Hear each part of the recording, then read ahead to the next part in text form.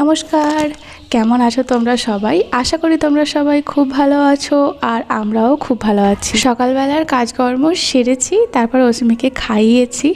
এখন আমার অবস্থা দেখতে পাচ্ছ, কারণ প্রচণ্ড গরম। এই কয়েকদিন ধরে যা গরম শুরু হয়েছে, তবে এই তো সবে শুরু, এখনও অনেক বাকি।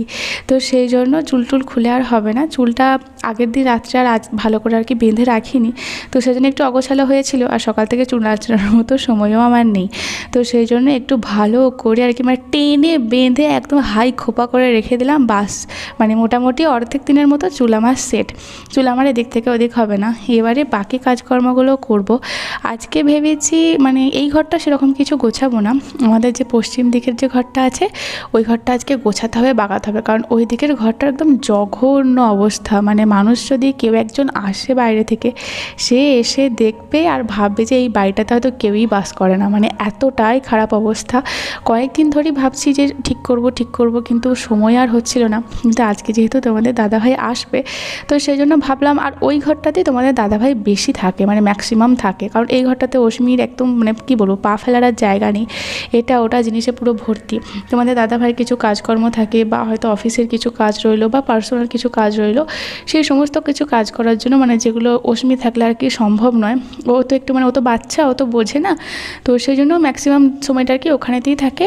আর রাত্রে শোয়া থেকে শুরু করে সব কিছু আর কি ওই ঘরেতেই, মানে ওই ঘরটাই আর কি ওর ঘর আর কি, ও বাড়ি ফিরলে। তো সেই জন্য মানে মনে হচ্ছিলো কয়েকদিন ধরেই যে ওই ঘরটায় এরকম অবস্থা হয়ে রয়েছে, মানুষটা থাকে। আর তাছাড়া হয়তো হঠাৎ করে কেউ একজন এলো বাড়িতে, কোনো আত্মীয় স্বজন, সে এসে যদি ওই ঘরটাতে থাকে, তো কীরকম একটা অদ্ভুত মানে বিশ্রী, নিজেরই একটা কীরকম খারাপ লাগে। তো কিন্তু কিছু করার নেই না। অসীমি হওয়ার পর আমার হাতে টাইমই বা কতটুকু থাকে। তোমাদের দাদাভাই আসছে বলে একটু ভরসা পেয়েছি। এরপরে দেখো, আমি আমার ঘরটায় প্রথমেতে বিছানাগুলো তুলে নিলাম। অসীমির যে গার্ডরেলটা আছে সেটা প্রত্যেকদিন আমি এভাবে নামিয়ে নিই, কারণ অসীমি একটু বড় হয়েছে, ওর আর অতটা পড়ে যাওয়ার মানে চান্স সেরকম নেই। কারণ ও নিজেই এখন নামতে পারে, নিজেই উঠতে পারে, চেয়ার নিয়ে উঠতে পারে, তোমরা তো সেটা জানো। মশারিটা মানে খুলতে গিয়ে দেখলাম কি জানো তো, যে এখানে তো আবার পিঁপড়ের বাসা বেঁধেছে। পিঁপড়ে মানে তোমরা শুনলে না অবাক হয়ে যাবে। শুধু আমাদের বাড়িতে না, আমার সেজ কাকি শাশুড়ি, আমার ছোটো কাকি শাশুড়ি, সমস্ত মানে সবাই আর কি বলছে যে ধোয়া থালা বাসন, মানে সেগুলোকে ডিশ ওয়াশার দিয়ে ভালো করে ধোয়া থালা বাসন, সেখানে আর কী পাবে পিঁপড়ে, কিন্তু তার মধ্যেও পিঁপড়ে থাকছে। মানে এতটাই খারাপ অবস্থা। আর আমাদের এখানে তো আর পিঁপড়ে কোথা থেকে এসেছে জানো? এসিটার ভেতর থেকে।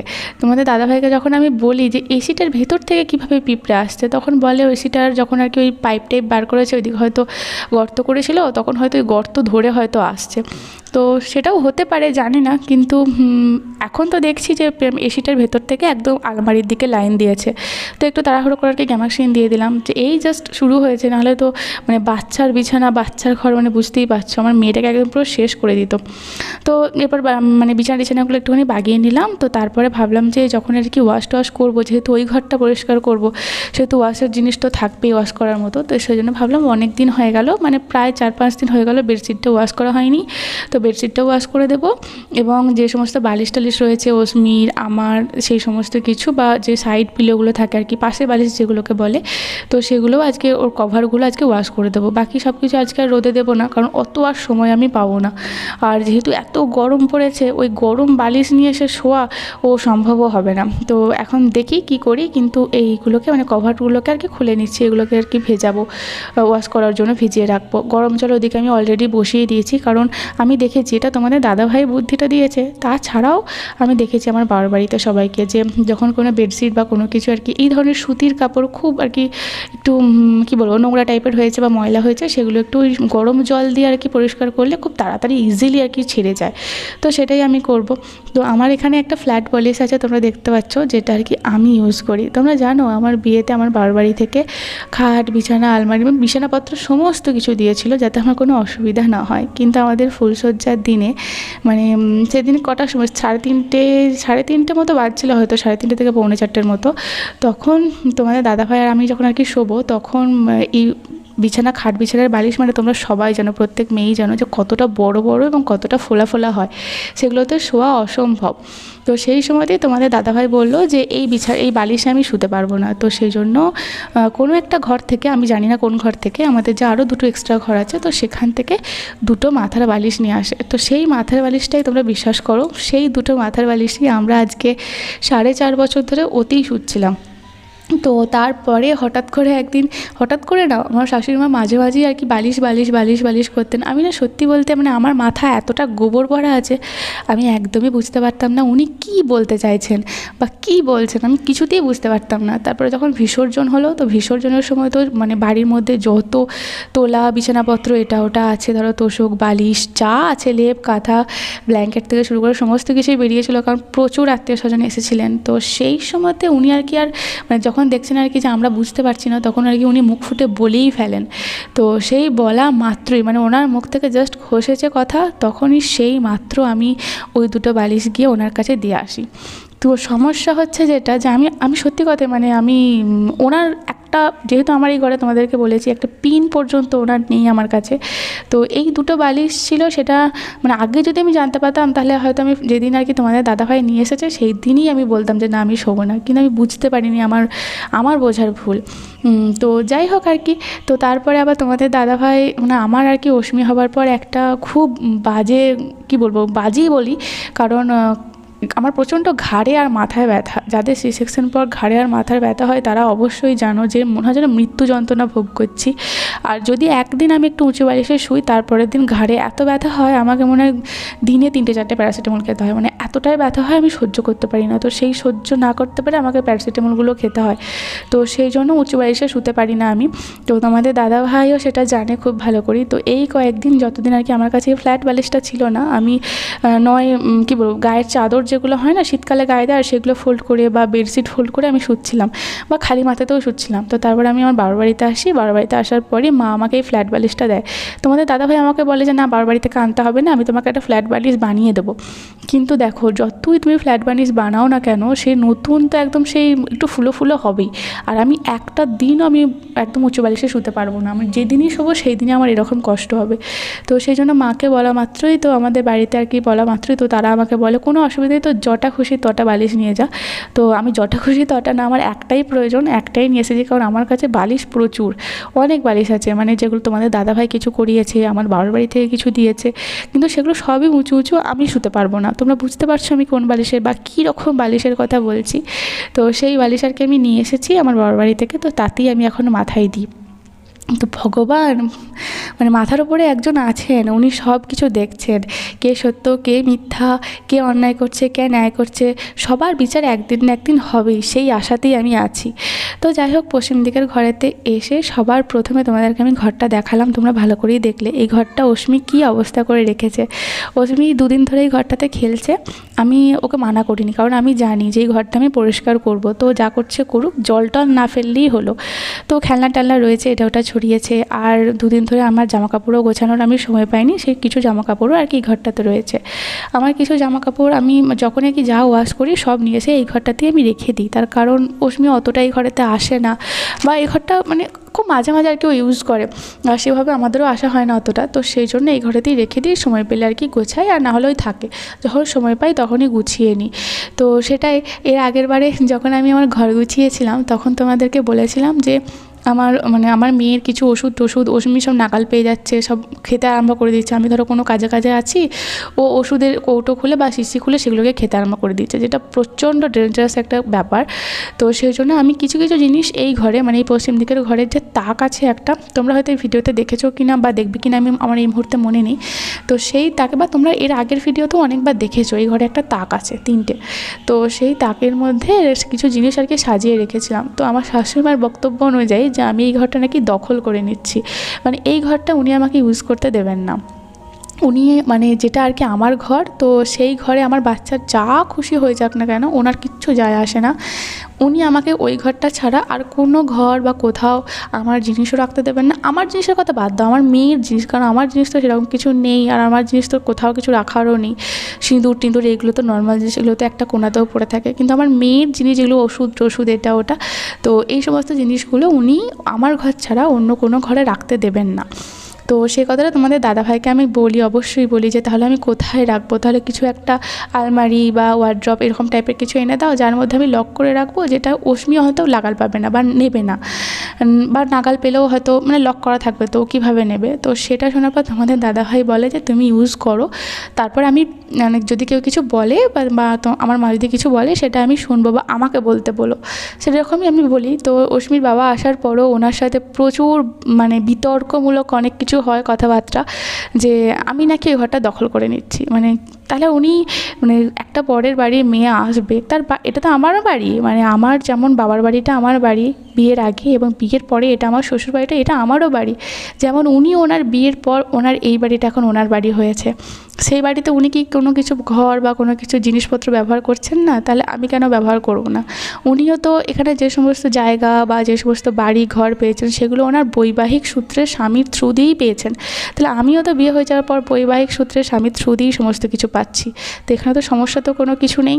তো যাই হোক চলো, এখানে আমার মোটামুটি অশ্মির বাবা আসার আগে যতটুকু করা ততটুকু আমি করে নিলাম। আমি একদিকে কাজে ব্যস্ত, আর অশ্মি রানী আমাকে বললো কি না ও বই পড়বে, তো ওকে বইটা দিয়ে আমি ওখানে কাজ করতে চলে গিয়েছিলাম, মানে ওই যে ওগুলো ভেজালাম সমস্ত কিছু গরম জল এটা ওটা দিয়ে। তো তারপরে এসে দেখি উনি এখানে বই ছিঁড়ে দিয়েছেন। তো ওনাকে বলা মাত্রই উনি বলেন আমি কি পড়বো না, আমি কি বই পড়বো না? তো এসে একটুখানি আর কি বকলাম যে বইটা কেন ছিঁড়েছো। তারপর ওর রিয়াকশান দেখো, কোনো কিছুই রিয়াকশান নেই। ও কি বোঝে আমি আদৌ, মানে আমি যে কথাগুলো বলছি ও কি আদৌ সেগুলো বোঝে? আমি বুঝতে পারি না। কখনো কখনো মনে হয় যে হ্যাঁ বুঝছে, আবার কখনো কখনো মনে হয় যে না ও এখনও বুঝতে পারছে না। কী যে করি মেয়েটাকে নিয়ে আমার, দেখেছো বলছে আমি কি পড়বো না। বইটা ছিঁড়লে কেন? আর ছিঁড়বে? আর ছিঁড়বে বই? কান ধরো, দু হাতে করে কান ধরো, আর বই ছিঁড়বে? তারপর হঠাৎ করেই একটা টোটোর আওয়াজ পাই, টোটোর আওয়াজ পরেই অশ্মি রানী গিয়ে ছুটতে যায় যে ওর বাবা চলে এসেছে। ছুটতে গিয়ে এই যে টিনের গেটটা আমি এখন তুলে ধরলাম, না হলে আর কি এটা খোলা যায় না, এটা প্রচণ্ড চাপ, অশ্মি খুলতে পারে না। এই যে বাবাকে দেখে ওর রিয়াকশান এর আগেও তোমাদের সাথে শেয়ার করেছি, কিন্তু আজকের রিয়াকশানটা অন্যরকম। অশ্মি ওর বাবাকে আর কি দেখা মাত্রই একদম পুরো মানে দৌড়ে গিয়ে ঘরের মধ্যে চলে যায়, হয়তো লজ্জায়, আর না হলে দেখো আমি ঘর মুছবো বলে এগুলোকে নিয়ে এলাম, তো ঘর মোছার আগেই অশ্মির বাবা চলে আসে। নয় লজ্জায় গেছে, আর না হলে হয়তো আমি বকেছি সেই জন্য গেছে, কিন্তু আমার যতটুকু মনে হচ্ছিলো যে ও বাবাকে দেখে লজ্জা পেয়েছে। অনেক দিন পর বাবাকে দেখলো তো তার জন্য হয়তো। তো এই যে বাবাকে দেখে এখন কত নালিশ কত কিছুই না হচ্ছে, আর ওদিকে ওর ঠাকুমা আর কি বলছে এটা আমার বাবা এসেছে, এটা আমার বাবা, তোর বাবা নয়, এটা আমার বাবা। সেটা শুনে কী রাগ আমার মেয়ের, এই দেখো ঠাকুরকে বলছে না আমার বাবা, আমার বাবা। যাই হোক, এখন বাবা মেয়ের এখন অনেক নালিশ চলবে সারা দিন ধরে, ওর মা ওকে কী করেছে, কে ওকে কী বলেছে, কে ওকে কী বকেছে, ও দেখেছো ও ঠাকুরকে কেমন ভয় পাওয়াচ্ছে।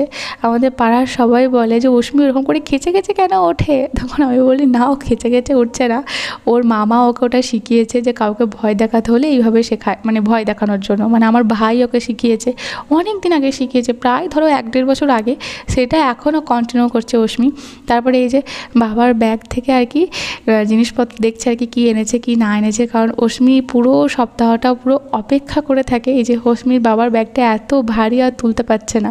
তো আমাকে সবসময়তেই যখনই বলে মা আমি ওয়াটারমেলন খাবো, যেমন আর কি এখন আর কি অশ্মি খুব ধরেছে যে আমি ওয়াটারমেলন খাবো, ইস কি ভারী। তো আমি যতবারই আর কি ও যখনই বলে এটা খাবো ওটা খাবো, আমি বলি তোমার বাবা আসুক, বাবা এলে বাবাকে বলবো নিয়ে আসতে। তো সেই জন্য পুরো সপ্তাহটা ও অপেক্ষা করে থাকে কখন বাবা আসবে, আর বাবা এসে আমার জন্য জিনিসপত্রগুলো নিয়ে আসবে। তোমাদের মানে দাদাভাই বলছিল দেখো এই ব্যাগটা কত ভারী, আসলে এই যে নাইলনের ব্যাগটা এর হ্যান্ডেলগুলো না একটুখানি কেটে গেছে, তো সেই জন্য সরু হয়ে গেছে, সেই জন্য হাতে ওর ভীষণ ব্যথা পেয়েছে আর কি, মানে খুব লেগেছে। তারপরে এই যে এত অরেঞ্জ নেসে সে পেয়ে তো কী খুশি, বলছে আমার করে নিয়ে ঘরের মধ্যে ঢুকিয়ে দিয়ে চলে আসছে, জানো এত পাকা মেয়ে আমার, তোমাদেরকে আমি কী বলবো, মানে ওর সব কিছু ইদানিং আমি দেখেছি, আমি জানি এই বয়সের বাচ্চাদের এইরকমই হয়, সব কিছু একটু অধিকার প্রবণতা ওদের বাড়ে, সব কিছুই আমার, এটা তোমার, এটা আমার, মানে এই প্রবণতাটা ওদের আর কি খুব মানে বাড়ে আর কি, তো সেই জন্যই আর কি ওটা হয়েছে। এর মধ্যে আছে ওয়াটারমেলন, যেটা অশ্মি এই সারা সপ্তাহ ধরে অপেক্ষা করে আছে এইটা খাওয়ার জন্য, মানে দেখেছো কি খুশি মেয়েটা আমার হয়েছে, শুধু ওয়াটারমেলন করে পাগল হয়ে যাচ্ছিলো আমার মেয়েটা। আর আমি যেহেতু আর কি বাড়ি থেকে কোথাও যাই না, তো সেই জন্য আর কি ওর জন্য আনাও হচ্ছিল না। কিন্তু তোমাদের দাদাভাই আমাকে এরপরে বলেছে যে ওর যখন কোনো কিছু খেতে ইচ্ছা করবো, যেহেতু তোমাদের দাদাভাই এইভাবে আর আসতে পারবে না, এতদিন পরই আসবে, তো সেজন্য বলেছে আমি যেন ওর জন্য আর কি নিয়ে আসি। অবস্থা দেখো, ওর থেকে ওয়াটারমেলনটা ভারী। তো কি খুশি আমার হয়েছে। তো তোমাদের দাদাভাই আমাকে বলেছে নিয়ে আসার জন্য। তো দেখি অস্মি আরেকটু বড় হোক, তাহলে তো অস্মিকে নিয়ে আমি সব জায়গায় যেতে পারবো। কিন্তু এত ছোট বাচ্চাকে নিয়ে না কোথাও যেতে আমার খুব ভয় লাগে। ধরো আমি জিনিসপত্র কিনছি বা ধরো টাকা পয়সা কিছু দিচ্ছি, সেই সময় যদি বাই চান্স আমার হাতটা ছেড়ে দেয়, তখন কি হবে বলো তো? কারণ ও তো এখনও কোনো কিছু বোঝে না, রাস্তাঘাটে গাড়ি ঘোড়া এটা ওটা আছে, তো সেই জন্য খুব ভয় লাগে। এই যে তোমাদের দাদাভাই অস্মির জন্য প্রিয় ফল এসেছে। এই ম্যাঙ্গো করেও অস্মি পাগল হয়ে যাচ্ছিলো।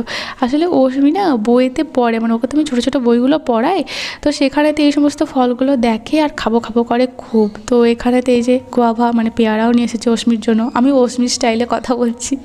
তো যাই হোক, পেয়ারা নিয়ে এসেছে। তো 2 ধরনের পেয়ারা নিয়ে এসেছে। একটা একদম বড় যেটা তোমাদেরকে আমি দেখাচ্ছি, এটা 3টে নিয়ে এসেছিলো। আর ওইগুলো মানে ছোটো, ওর থেকে একটু ছোটো মাঝারি সাইজের, তো সেগুলো মানে একটু বেশিই নিয়ে এসেছিলো। আর এখানে এই যে মৌসুমি লেবু, আর এখানেতে ওই তো তোমাদেরকে দেখালাম তখন তরমুজ নিয়ে এসেছে। আর এখানে অস্মির জন্য আম নিয়ে এসেছে। আর এটাতে আছে ক্যাপসিকাম।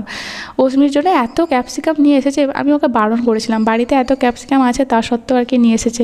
তোমাদের দাদাভাই বললো যে পেয়েছি এখন খাওয়াও, এরপরে তো স্টোরের জিনিস আমি অস্মির বাবাকে আর কি বলেছি যে সময় যে সিজনে যে জিনিসটা পাওয়া যাবে আমি অস্মির জন্য আর কি সেটাই অস্মিকে খাওয়াবো। তো স্টোরে যেগুলো রাখে সেগুলো আর অস্মিকে আমি খাওয়াবো না, কারণ আমি কিছু ভিডিও দেখেছি। মাদার নেচারকে কখনোই অস্বীকার করা উচিত নয়। মাদার নেচার জানে কোন সময় কোন সবজিটা কোন ফলটা শরীরে খেলে শরীর সুস্থ থাকবে। তো সেই জন্য আলাদা করে স্টোরের মানে শীতের সবজি গ্রীষ্মে খাবো, গ্রীষ্মের সবজি শীতকালে খাবো, তো সেটা আমি এখন এই রিসেন্ট এই সিদ্ধান্তে এসেছি যে সেটা আমি করব না, অস্মির ক্ষেত্রেও করব না। তারপরে এই যে তোমাদের দাদাভাইকে আমি বললাম, মানে সবাই মিলে জলখাবার খেয়ে নিয়েছি। আমার শাশুড়ি মা, আমি, আমার শ্বশুরমশাই তো আগেই খেয়ে নিয়েছিলেন, অস্মিকেও আগে খাইয়েছিলাম। তোমাদের দাদাভাই আমি সবাই মিলে আর কি একসাথেই জলখাবার খেলাম। তারপর তোমাদের দাদাভাইকে বললাম যে এই ঘরটা আমি গোছাচ্ছি, একটু পরিষ্কার করছি, তুমি তাহলে বাইরে মানে সেই দিকের জানলাগুলো আমি পরিষ্কার করে নিয়েছি, তুমি তাহলে বাইরের দিকে যে সমস্ত জানালা আছে তো সেটা মানে ওই বাইরের দিক থেকে একটু ঝেড়ে দাও। তো তোমাদের দাদাভাই সেটাই এখন করছে। তো ওর জানালার ওই পারে আছে বলে তোমাদের সাথে সেটা শেয়ার করা হয়নি। তো এবারে তোমাদের দাদাভাই বললো যে জানালাটা প্রচণ্ড আর কি ময়লা হয়েছে, তো কিছু একটা পাততে, তো তার নাহলে বিছানায় কিন্তু পড়ে যাবে ধুলোবালিগুলো। তো সেটাই হয়েছে, আমি জানালা খুলে দেখছি যে আমি কেন আগে ঝাড়লাম পরিষ্কার করলাম। তো তোমাদের দাদাভাইকে দিয়ে আগে ঝাড়াতে হতো, তারপর আমাকে ঝাড়তে হতো। আমার এখন এই ডবল কাজ করতে হচ্ছে। কিন্তু আমি বুঝতে পারিনি এতটা বাইরে থেকে নোংরা থাকবে। তো এই পলিথিন টাইপের ছিল, তো সেগুলো এখানে পেতে দিলাম। আসলে এগুলো চাল শুকনো হয়, মানে মুড়ির চাল ভাতের চাল এগুলো শোকানো হয়, তো তারই আর কি পলিথিনের বস্তাগুলো সেগুলোকে কেটে একসাথে সেলাই করে রাখা হয়েছে। তো সেগুলোকে পেতে দিয়ে এবারে ভালো করে আর কি ঝেড়ে নিচ্ছি, ঝেড়ে পরিষ্কার করে নেব। দিয়ে তারপরে এবার পলিথিনের মধ্যে যে ধুলোগুলো আর কি অবশ্যই পড়বে, তো সেগুলোকে গুটিয়ে নিয়ে খুব সুন্দর করে গোটাবো, মানে খুব সাবধানে গোটাবো, বাইরে নিয়ে গিয়ে ভালো করে পরিষ্কার করে ঝেড়ে নেব। তারপরে আর কি পুরো ঘরটা জানালাগুলো বিশেষ করে সব কিছু আমি ভালো করে মুছে নেব, মানে জল দিয়ে আর কি পরিষ্কার করে নিচ্ছি। এর মধ্যে আমি ওই যে ফ্লোর ক্লিনারগুলো হয় জলের মধ্যে আমি বেশ খানিকটা, মানে যেগুলো আর কি রেগুলারে যতটা পরিমাণ দিই তার থেকে ডবল নয় 3 ডবল ফ্লোর ক্লিনার দিয়েছি। তো সেইগুলো দিয়ে আমি এখন পুরো জানালা থেকে মেঝে থেকে যতদূর আর কি আমার হাত যাবে তো সবটা ভালো করে পরিষ্কার করে নিয়েছিলাম। তো পরিষ্কার পর জলটা এত কালো হয়েছিল, মানে মনে হচ্ছিল আলকাতটাকেও সরে যায়, মানে এতটা নোংরা ছিল এই ঘরটায়। যাক পুরো ঘরটা পরিষ্কার করে বেশ ভালো লাগছে। এরপরে যাব ওয়াশ করতে।